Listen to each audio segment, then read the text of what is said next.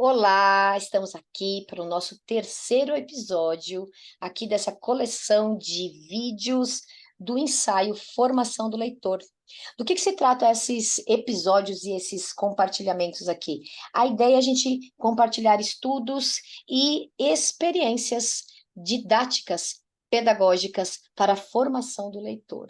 E hoje nós temos um tema muito especial, então eu convido você a acompanhar a gente até o final porque a gente, as ideias, os insights e os processos serão muito ricos. Então, segura aí, segura na cadeira e bora lá no nosso compartilhar de hoje, tá certo? Estou aqui com a Malu Góes. Tudo bem, Malu?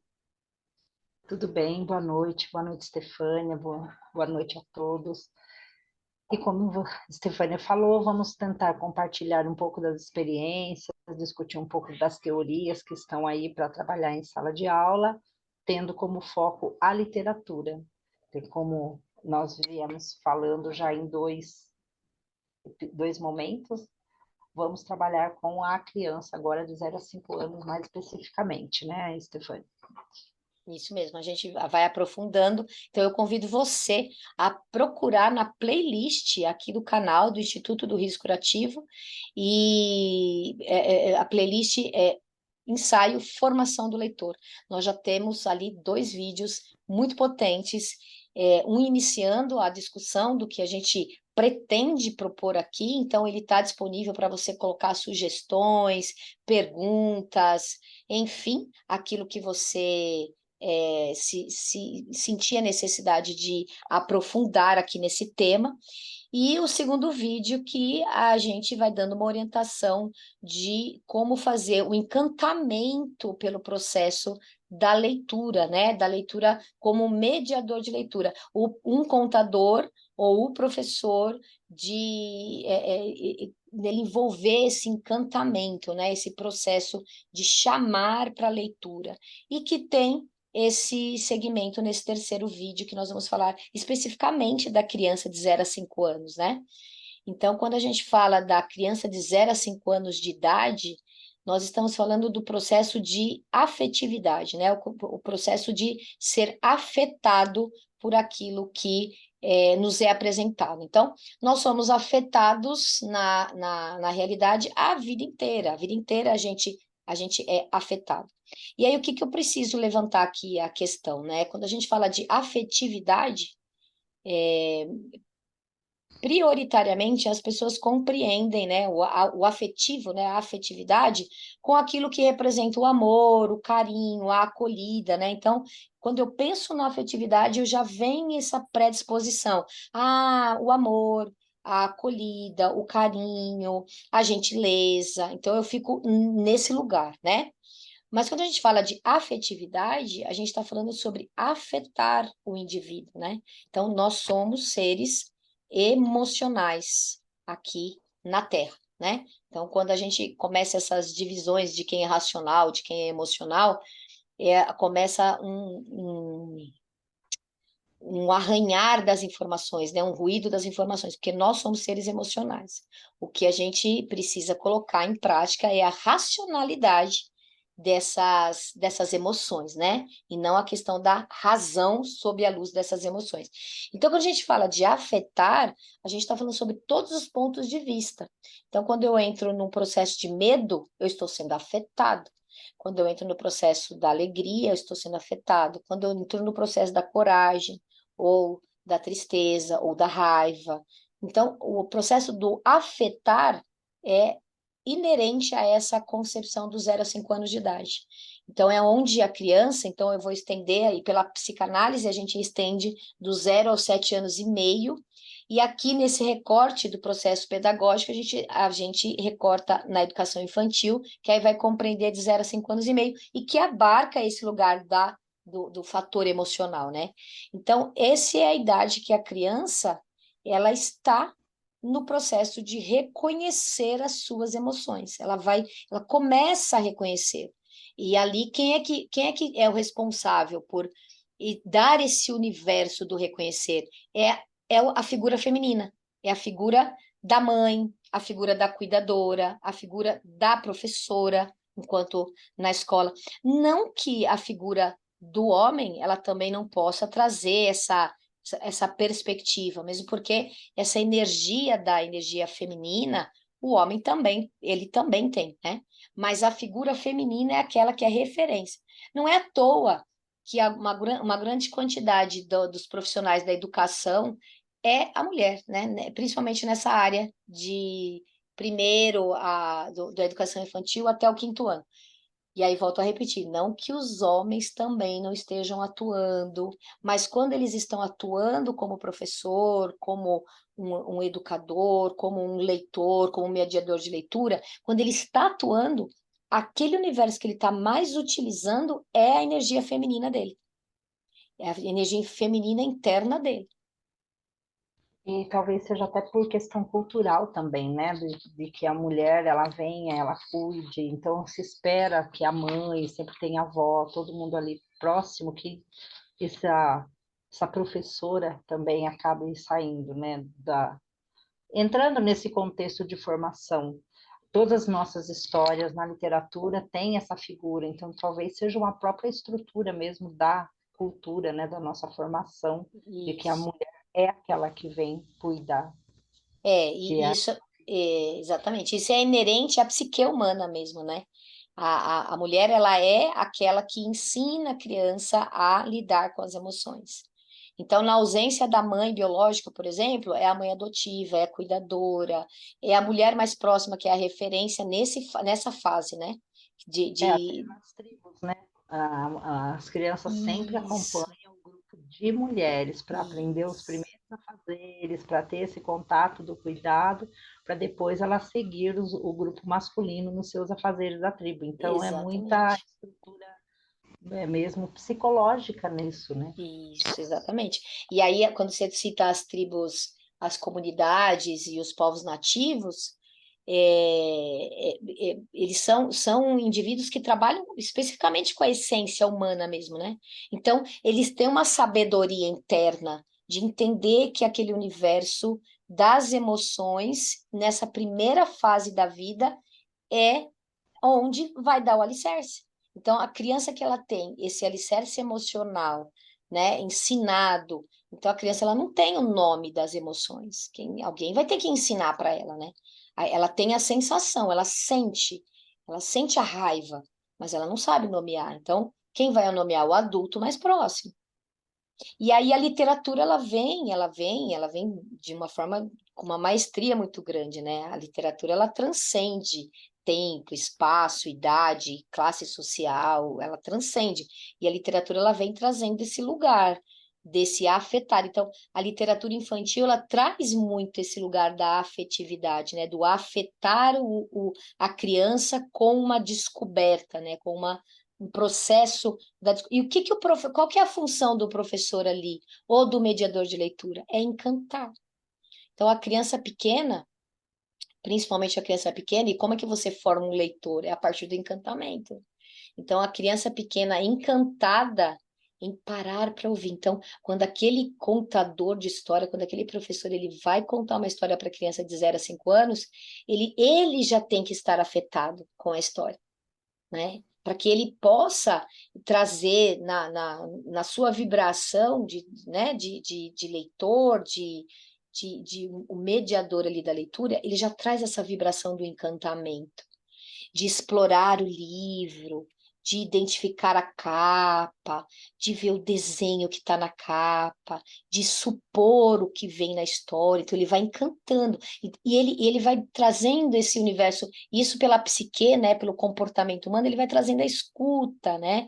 Então, supondo o que tem na história, a partir da imagem da capa, supondo pelo nome. Então, a escuta dessa criança pequena, então esse contador, ele precisa ir desarmado, né? Ele precisa ir desarmado de qualquer preconceito, ele precisa ir aberto e ouvir possibilidades ali. Então, essa escuta, né? Então, ele vai falar da história. Mas essa escuta do público, né, daquela criança pequena é fundamental para que a gente afete essa criança. Porque ela vai percebendo assim, olha, eu acertei, tem a ver com a história, o desenho, olha essa imagem, né? E a criança pequena, ela presta atenção no detalhe da imagem, né? Uma conchinha, um rabinho, o jeito que o gato tá numa cena e depois na outra cena, o sorriso, a cor. Então, isso tudo vai afetando tanto o mediador quanto a criança que está lendo, né? Faz sentido, Malu? Até porque, Stefânia, a criança dentro dessa idade que ela está muito no lúdico, muito no concreto, ela não tem ainda uma separação do que é real e do que é irreal, o imaginário ali para ela. Então, ela ouvir a história, ouvir sobre as experiências dos personagens é como se ela estivesse vendo ali na realidade. Então, ela sofre com o personagem, ela se coloca no lugar. Então, essa escuta, essa fala está muito presente para ela dentro dessa mistura do real e do imaginário. Então, trabalhar com a literatura é incentivar essa criança a mergulhar mesmo no seu próprio, nessa realidade, né, criada e poder construir a sua, né, entender aquilo que pode ser seu ou que pode ser de outro mais tarde. Ela não consegue separar se é um bichinho que está sofrendo, se é um adulto, se é uma criança, é sofrendo. Então, ela vai se colocando ali no lugar, ela transporta, né, para aquele mundo que está. Então, talvez, como você começou a falar da própria figura feminina, quase sempre os livros eles trazem, né, a mãe cuidando, o filho com a mãe, a criança recebendo o carinho da mãe, da avó e o pai saindo trabalhando. Então, eu acho que quanto mais a gente procurar a trazer literaturas com experiências diferentes de personagens também, vai enriquecer nessa construção e quem sabe nessa mudança de como que nós vamos olhar para a nossa realidade. Que formação é essa que esse adulto vai ter mais tarde? Né? E a gente fala muito da questão desse homem e dessa mulher do século XXI, mas para isso a gente tem que começar a refletir desde essa pequena infância e a literatura, ela ajuda, ela facilita com que o professor trabalhe e traga essas discussões para a sala de aula de um jeito natural, onde ele não precisa ficar falando da realidade, né? Ele está só discutindo ali a Isso. literatura, a fantasia, mas ele vai construindo a realidade em cima. Faz sentido na psicanálise? Faz sentido, porque é como a gente colocou aqui, esse mediador de leitura, ele precisa ir despido de preconceito, né? Então, a gente não está falando de afetar, então a gente está, é um momento que a criança, ela vai acessar as emoções e nomear. Então, encontrar uma figura mais variada dentro da literatura é fundamental. E para essa criança ir nomeando. Até a gente pode aprofundar isso e entender que a gente ouve muito de desdobramento hoje emocional, né?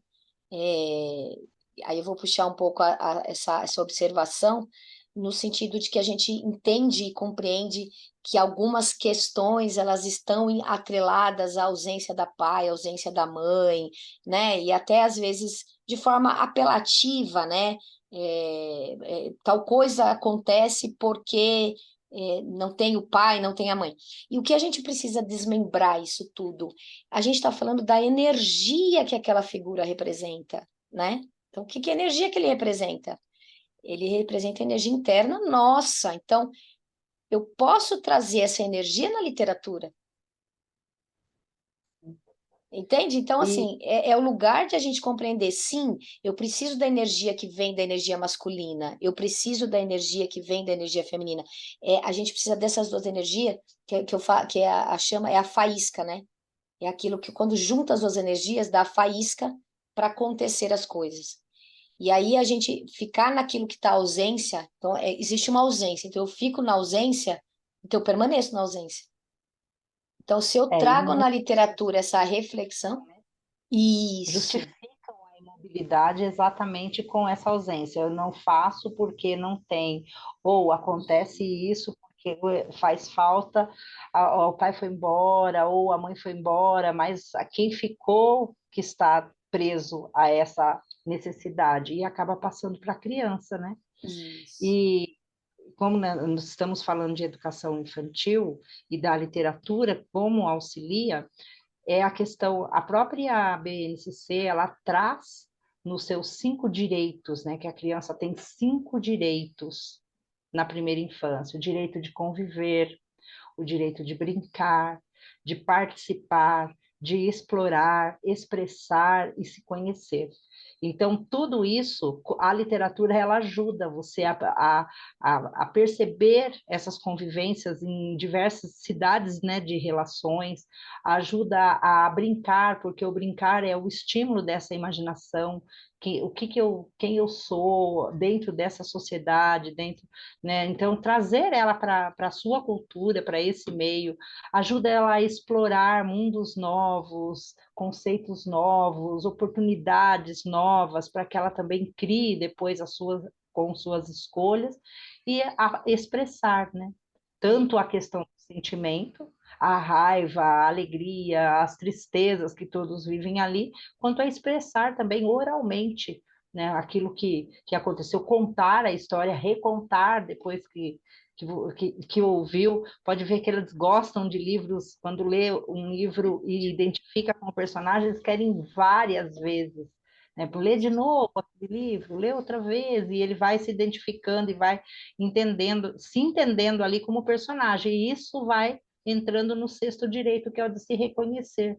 Vai se conhecendo, vai se entendendo por meio dessa referência que ele tem.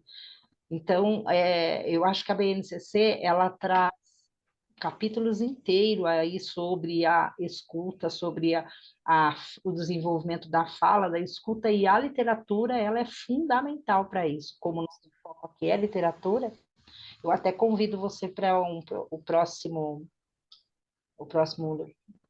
ensaio nosso, está comentando sobre um livro que traga essa referência diferente até de conceitos e tudo, para a gente estar discutindo isso, já que Muito. nós vamos levar, né, algumas experiências que podem ser tratadas na sala de aula. Exatamente, que essa é a ideia desses ensaios, né? É trazer essas discussões e trazer exemplos e compartilhamentos de ideias, né? É, dentro dessa lógica, né? Como a gente sempre fala, a escola não dá conta de tudo porque a gente tem os fatores emocionais, né? Então a gente tá nesse ensaio aqui, eu e a Malu, o nosso objetivo é exatamente compreender como a escola, a pedagogia, ela se complementa com a psicanálise e ela precisa olhar as emoções, né? E aí uma provocação aqui que eu deixo para as pessoas, para a gente ir finalizando o nosso ensaio de hoje, que a leitura ela não deve mais ser entendida como um material utilizado no começo das aulas ou quando eu não tenho nada para fazer, um Exatamente. tapa-buraco. Ela precisa ser o pressuposto, ela precisa ser o protagonista. E a partir da literatura, de qualquer livro que você escolha, ele vai, se ele te afetar, ele vai afetar a sua aula. E quando a gente afeta o nosso estudante e nos afeta, a gente conquista a aprendizagem, que é aquilo que a gente tanto busca, né? A gente busca, a gente questiona cotidianamente o E nosso a trabalho, função da escola, né? a função da escola ou o aprendizado e a forma de conseguir aprendizados nas mais diversos âmbitos é a partir do afeto. Então, trazer uma literatura onde a gente desconstrua, por exemplo, o preconceito, é afetar e é aprender. Então, é bem ilustrado, né? E deixando aqui, né, uma conversa que nós já tivemos, eu acho, e que todos defendem essa ideia: ninguém ensina o que não tem. Ninguém consegue passar aquilo que não conseguiu se estruturar em você. Então, o que nós queremos? Um aluno leitor, um aluno crítico, um aluno autônomo, um aluno que busque, e para isso nós temos que olhar para nós quanto professor. somos leitores, somos autônomos de verdade no preparo da nossa aula, na busca de material, na transposição didática dos recursos que tem aí na sociedade, que hoje tem diversos, mas temos autonomia, né? A BNCC, ela dá essa autonomia para o professor.